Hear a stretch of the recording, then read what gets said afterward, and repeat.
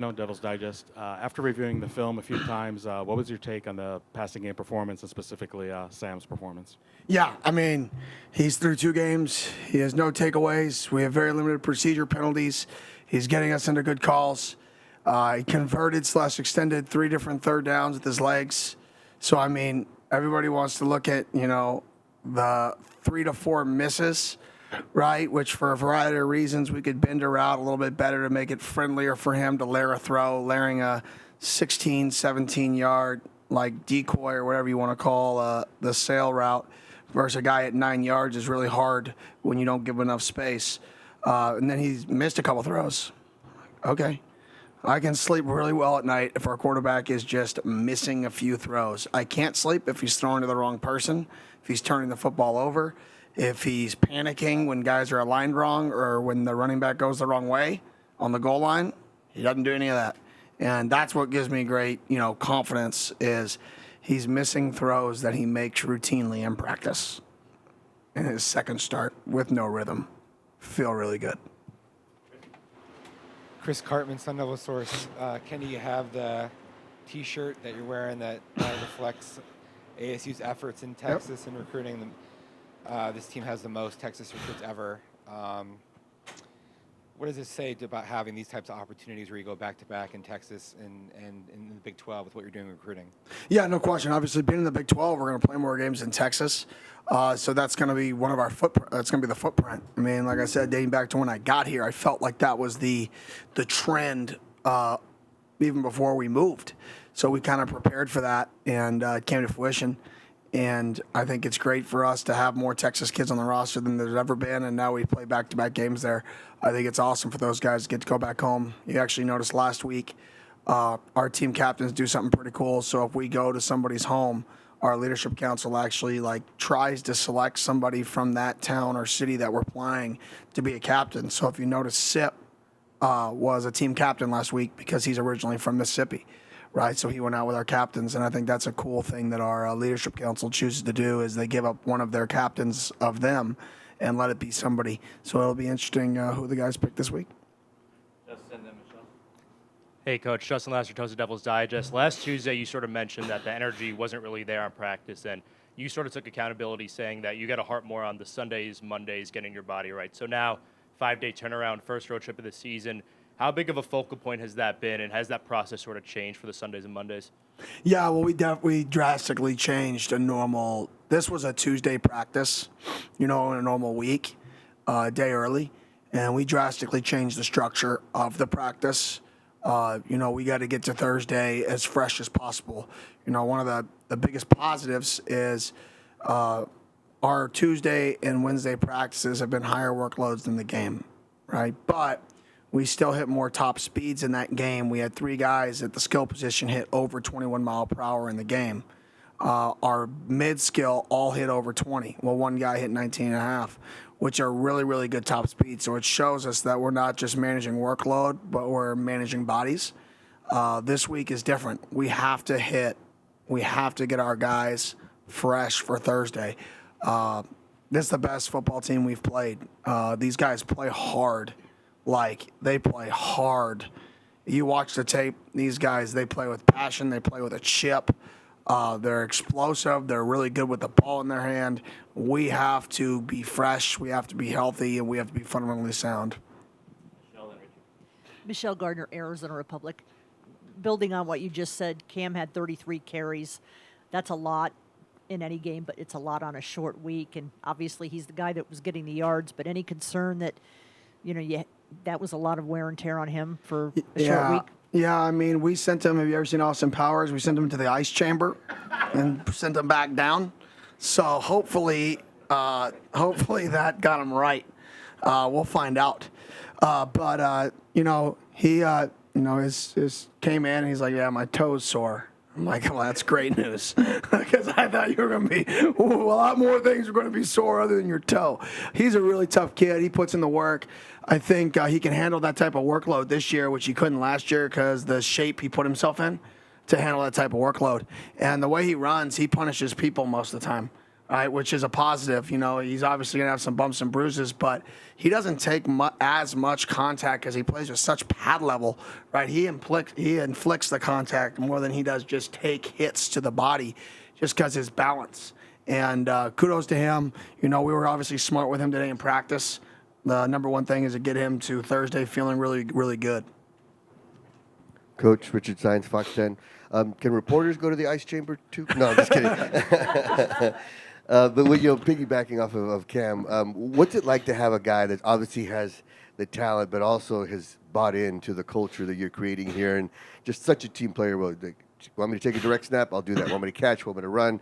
I mean, and wants to win no matter what, even if it's dodgeball and camp. I mean, just no question. I think for us, I challenge the Leadership Council. In our individual leadership meetings, and then in front of the team, multiple times of we're only going to be the standard is going to be set by not me. It's going to be set by the best players. Whatever our best players allow, whatever our best players do is the standard. Not what our best players say. What our best players do consistently is the standard. The effort they give, the physicality they give, how often they get treatment, how often they're prepared for practice, how often they show up 10 minutes early, all of it. And I think not just SCAT, but I think our leadership council as a whole, they really took it upon themselves to change the culture, change the standards. And like I said, the standards I set are the minimum expectations. It's the team and it's the leaders that are trying to push to exceed what I could ever push them to be. Hey, Coach. Ryan Myers, Devil's Digest. After finally kind of facing that adversity you've been speaking on Saturday, what was practice like today in terms of figuring out what the team needs to do in order to get through that moment again? Yeah, I think the guys realized that you can't get lax. For how good we played, for the first 38, you could argue 42 minutes of the game. We're up 30-3. And for how good you play in that time frame, right, all got erased for 13 bad minutes. And I think that right there is almost it's a great reality check that you can dominate and play that great for almost the entire game, other than this 13 minutes. And that 13 minutes was 1 4th and 1 away from then having the ball on our plus 40, down 7. Should have been down 6. They missed an extra point, right? And that right there was a wake-up call for our guys on both sides. If we ever get down like that, we're not out of it. And if we get a lead like that, we got to finish them. We got to put them away. And we had our opportunities, and we didn't get it done. Quick follow-up. Have you seen a immediate response from your team in practice today since then, kind of realizing that? I don't know if they can, it's hard to put them back in that situation in practice, right? So we'll find out. Hopefully we'll find out. It would be an awesome situation to be in again. But I think we're going to start we're not going to just, have a knockout or knock somebody down 4 times again like we did the first 6 quarters of football, really 7 quarters almost of football have been pure domination on our standpoint. And we're not going to have that. I would love to say we will, and I hope we do, but it's not real. It's not real. We're going to face a team that starts fast like us, and we're going to have to be able to go back and forth throughout the flow of the game. And we got to be able to control the emotion. We got to be able to handle it, and we got to be able to respond with the emotional highs and lows of the game. And that's what I was proud of last night, or I haven't really slept last night, whatever night it is. The other day was we eventually snapped out of it, and a lot of teams can't snap out of it. We, not our coaches, I didn't say a word. I just told a couple players, go get your team together, get them to snap out of it, and they did. Boom. And that's the sign. It's a very good sign for our football team in the direction we're going. Hi, Coach. Daniel Hi. Rios, State Press. Obviously, one of the easiest ways to win the game is, in winning in the trenches. And, throughout the first 2 weeks, you guys have seemingly done that on the offensive line. 7th in the nation on, running yards per game and 8th in total rushing. last year you guys dealt with a lot of injuries on the offensive line and forced a lot of people to step up. This year, what have you kind of seen from that unit 2 games in that's really impressed you? And going into this week, you face another tough opponent. What are you hoping to see again? Yeah, well, that group is, I couldn't tell you, maybe one time, maybe twice or once since last season has anybody in that group been late to anything. They never show up on lists, ever, right? And it's the standard that Coach Sog demands, but between Leaf and Ben Coleman in that room and just what they demand, right, is as good as I've been around from a standard and individual room perspective.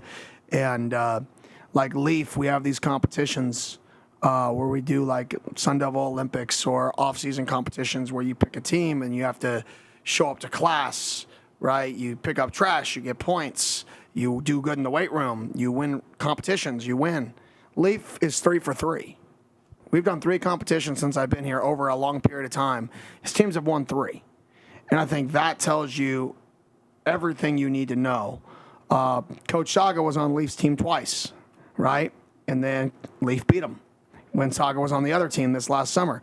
And it sounds so like amateur, like, oh, you're playing home run derby and shooting hockey pucks and all this little stuff. But it's funny how the leader of that team is now leading one of the best units.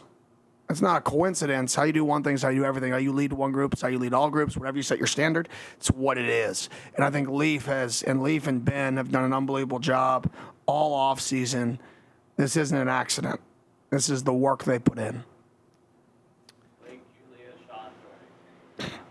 Hey, Kenny, Blake Neiman, Sun Devil Source. You talked about at the end of fall camp about how Elijah O'Neal was one of the more improved players of fall camp. Now 2 sacks leading the team through the first couple of games. He recently posted on social media saying all you need is someone who believes in you. How has he been able to have an impact on this football team and really rise the ranks? I mean, he just stepped up. I mean, that was a guy who got here last year, and I mean, you down block, and he'd be like, what is that, right? He was just so new to football, JUCO coming in, and the dude just worked and worked and worked, and he had growing pains. And at the end of last year, he started to grow. He started to like turn a little bit. You started to see it click and slow down. And then unfortunately, Prince went down right at camp this year, and fluke non-contact, and Elijah got to step up. And you saw his confidence grow, his confidence grow, his confidence grow, and now he's out there. I mean, playing at a really, really high rate, playing physical. Impacting the passer, playing smart, understanding twist games. Like, he's just a completely different player. So I think I do think confidence is important, and I think how you coach people, you have to coach everybody different. I think if you just coach everybody the same, like, that's not good coaching. Everybody ticks differently, and I think understanding your players in year 2 is part of that. All right, Coach, so you talked about Cam a little bit, just what he's done, AP Player of the Week. Just what does that mean just for him and also just for this program to be getting that national recognition? Yeah, it's cool for him. I mean, I think it's a team award. I mean, you see Jordan Tyson on the last run of the game blocking one of their best defenders 45 yards down the field and then getting up with passion. Our entire O-line all night. You see our tight ends winning at the point of attack if they're in their 4-man front versus their ends, or getting up to second-level linebackers. Like, it's a team award. Obviously, you know, he's the one that got the ball, and he dominated, and he played great. We all know that. Like, he played like a man possessed in the football game in a positive way. But I think anytime you get an individual award like that, I think it just is. I think it's more of a team award. It's more of, hey, this is the guy who got the stats, but this is everybody's, you know, recognition for the work everybody put in. And the best part about it is, like, we established a run at such a level that, you know, we're going to be able to throw the ball. Like, I can say it in a press conference or not. It doesn't matter. Like, we're going to be able to throw the ball on early downs now because they're going to have to stack the box. Like, you have to. Whether they watch the same film as us, like, we have to be able to throw the ball on early downs. In a football game, teams are going to take away what they feel is our strength. We know that, so we're prepared for that. And if a team doesn't want to take away our strength, then we'll just keep playing to our strength, right? So it doesn't even matter that I say it. Like, we all watch the same film. We all see it, whether they hear the interview or not. We're going to run the ball, but we need to throw the ball better on early downs. And if they let us run it, we're going to keep running it. And the announcer said that Scat kind of reminded him of McCaffrey a little bit. Do you see some similarities at all? I mean, he wears his jersey pregame. That's it. I like to give Scat a little crap, but wears his jersey pregame, and Scat runs really hard, man. I mean, Scat's a unique player, and I've been telling scouts, all off season that, hey, watch. The guy who Scat actually kind of reminds me of is a guy I coached at Oregon, Bucky Irving. Very similar, short area quickness, really good hands out of the backfield, stockier build, strong build, really great contact balance. And I think Bucky just had like 7 carries for 40-something yards in his debut last night. Don't quote me on the stats, but I think it was somewhere around that. He called me like a week ago, Bucky did, just randomly. I'm like, what are you doing, Bucky? Like, you're about to go play a game in a week. I just call and say, what's up, coach? But that's who Scat, that's who his play style really reminds me of, is Bucky. Hey, Coach. Sean Brennan, Cronkite Sports. You guys are going up against a Texas State defense that got better from week 1 to week 2, promoted a coordinator from within. What have you seen, and what do you expect to see from that defense? Blitz. They're going to blitz. They're going to blitz, and they're going to blitz a lot on early downs. Their D-line is really athletic. They create chaos, and that's their MO. Their MO is to create chaos. Sometimes there's 2 in a gap. They bring field, 2 trap pressure with showing bear on early downs and heavy trap and make you throw field hole shots. These guys play very, very aggressive defensively, and we got to be ready to combat that on early downs. And that's who they are. So once again, I don't care that they know that we know that. That's why you watch film, right? And we got to be able to combat that pressure. How they attack, I think that's a little bit of the unknown. We can watch all the last year's film that we want, but they're a little bit different this year in terms of how the new coordinator attacks. Obviously, he's one of the younger coordinators in college football, and I think he's done an unbelievable job in his first 2 games coordinating.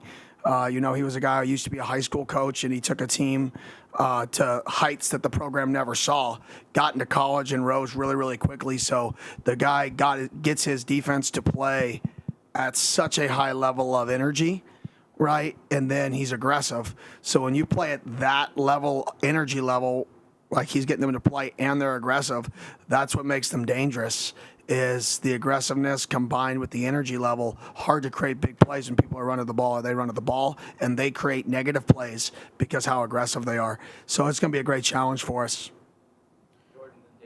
Hey, Coach Jordan Ham, Sports 360 AZ. You have Sam going into his 3rd start, first road start. On the other end, you have Jordan McLeod, who's been in college football since 2019. What have you seen out of him the past couple of years in your research? Yeah, obviously he played really, really well last year before he transferred over. In his first few games, he's efficient with the football. He can extend plays, keeps his eyes downfield when he extends plays. He's got a really, really quick release, super quick release. Doesn't get hit very much because his release is fast and he knows where to go to the ball. Like you said, he's a seasoned vet in the game. I think we got to be able to disrupt his rhythm, which is like what you do to every quarterback and try to do to every guy. How you disrupt him is a little bit different week in and week out. How you disrupt guys, and I'm not going to get into that, but we got to be able to disrupt him. We can't get him in a rhythm like he has been and just let him play catch and let him throw hots, because he's really good at understanding where to get the ball to when you pressure him on early downs. So we got to be able to cover these guys and hit home. And a quick follow-up. With a guy like McLeod, with a guy like Bo Nix, where it's year 4 or 5 for them, what sort of things can a quarterback do in college football where it's year 2 to year 3, but they're more seasoned than that? I think kind of what I just said in terms of they've seen it all. So you're probably not going to spook them. You're not going to go out there and run something new and be like, oh, they're not going to figure this out, or he's going to get rattled here, right? He's going to be like, oh, they spun to 3 week and brought corner cat, or they played 40-0 coverage, 4 to the field and zeroed out the boundary, and we're bringing cat opposite the back. Oh yeah, I've played this 12 times in my career. You're not going to spook them. So there's really not as many tricks. It's just, how does everything look the exact same? We can't give him any tips because he's seen too much. It's about the pictures being the same. And if we can give identical pictures, right, then it doesn't matter how long he's played college football. The pre-snap picture he's getting is the same over and over and over again. And I think for some guys, you can give so many pictures that it overwhelms them. Guys that haven't seen a lot of football. Then other guys, you can't give. They've seen so many pictures. It's easy. You got to give them the same one and give them different looks. So I think that's the challenge this week: is how can we not let him know what's happening, and we can't give things away. Last 4 questions. Damon, Max, Jake. Hey, Coach. Damon Allred at Arizona Sports. With the run defense being one of the more effective areas of the team so far, and Texas State coming off a 200 rushing yard game, what are the things that make Texas State's run game so tough to defend with it being so spread out? They're physical. They're physical. They're very, very physical. You can tell, obviously, Gigi, he's a head coach of the football team, and he's worked for Gus Malzahn. They run almost every run scheme available. They run dart versus odd. They run single back power. They run 2-back power. They run GT counter. They run counter out YF. They run lead outside zone. They run tight zone. They run duo. It's like they run everything. And you can tell the identity of how it all begins is the running game, and that goes back to what I believe is his philosophy as a head coach, is he wants to run the football, and kind of his upbringing of I want to run the football, and I think that's what opens everything up. So I think kudos to him. He's one of the youngest head coaches in college football. I think he's put together an incredible football team. I think people should talk more about the job he's done. He's going to be on most of the head coaching watch lists to go be a head coach in the Power 4 level here in the next 4 months because of the job he's done here. This is a football team that is a Power 4 football team, in my opinion. Like, this team could go win a lot of games and compete in the Big 12 Conference. And kudos to him because he has really good players he's recruited. They've bought into his culture, and they're playing really, really hard, and you can see that in the run game.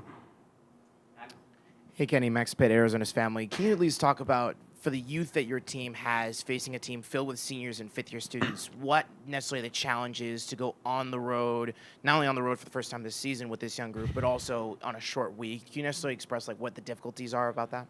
Yeah, fatigue. You have to put in the work. The work has to get done. Whether you're on a short week or a long week, and I'm not saying the physical work, I'm saying the mental work. You're still going to play a game. So you have to put in the same amount of mental work you'd put in on a full week in a short week, right? And if that means you have to cut it by 10% because we cut calls a little bit, that's a coaching balance that we've got to balance for the guys. But it's, how do you find time? Do you sacrifice? What do you sacrifice to make sure you're putting in the same amount of time that you did in the prior weeks to start fast and play how you played early? And I think that's the biggest challenge. And when you're on the road, right, we can't create pre-snap penalties. We can't kill ourselves. We got to stay focused, no pre-snap penalties, no bad penalties. If you look at the second half, that's really the tail of the second half is penalties. It's absolutely right, wrong, or indifferent, whether I agree or disagree with them. We just got killed with critical 15-yard penalty, 15-yard penalty, 15-yard penalty, 15-yard penalty. Oh, my gosh. Every time you look, there's some 15-yard penalty, and none of them are actually responding to personal foul penalties. We did a great job there. They're all interesting penalties, and it's unfortunate.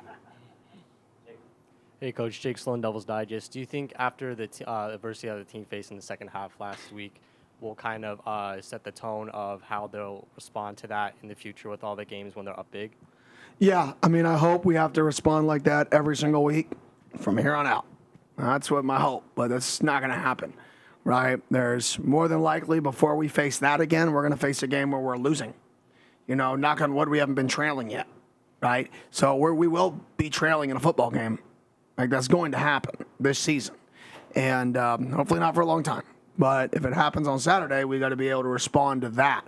And that's the part that I didn't really like, is that 4-5 play series, we let that moment of them scoring and the momentum flip, right, when there's no reason it should have flipped. And that's what we got to get better at. Is I think we'll respond to success better because I think our guys just felt it. I think we still have to learn how to respond to that failure. And we did it good at the end, but there was just too many plays there in the middle that if we didn't have that big of a lead, it would have been gone. There was notable improvement in special teams from game 1 to game 2. Ian Hershey making good on all 3 attempts, 2 of them long ones. Did you see something in practice leading up to that game that you would see the improvement was? I mean, what was Ian Hershey's, I guess, demeanor in the days leading up to practice? Because I'm leading up to the game, I'm sorry, to really shake off that performance. I mean, to be honest, he had a horrible week. He missed like every kick. And then he goes out there and absolutely nails them. I mean, over and over again. And today, he killed it again today. So he's in a rhythm, right? I mean, he is absolutely killing it right now. And unbelievable game by him, unbelievable game by our specialist. Every single kickoff was not, was booted, absolutely gone. Another personal foul penalty on an opposing team's kickoff return because of how physical we're running down the field. That's 2 for 2. And just being violent and playing with effort, getting people frustrated and not responding. That's probably the first time in my career I've seen that on a kickoff unit. And we just got to continue to grow there. But, yeah, Ian did a phenomenal job in the game. I was super, super proud of him. His kick at the end of the third quarter, 8 minutes left to go in the third quarter, 7:30 left in the third quarter, critical kick to take a 4-possession lead.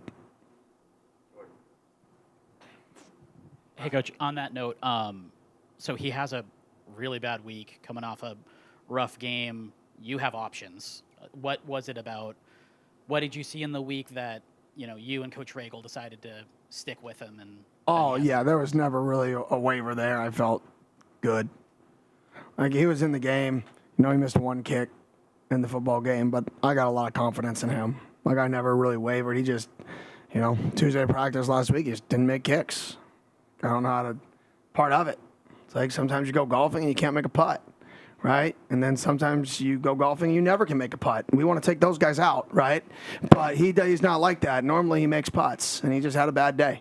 And then he comes out there and he sunk them all again. And today he sunk them all again. So he's in a really good groove. And he's got a big leg. I mean, in pregame warm-ups, he made a 55-yarder and had 8 yards to spare going north into the wind at the time. And I was like, holy cow. Like, I felt really good at that point when I saw 1 pregame field goal. It was a 55-yarder north into the wind, and he made it by 7-8 yards. I was like, all right, we're good. We're going to kick these things. Thank you. You all have a great day.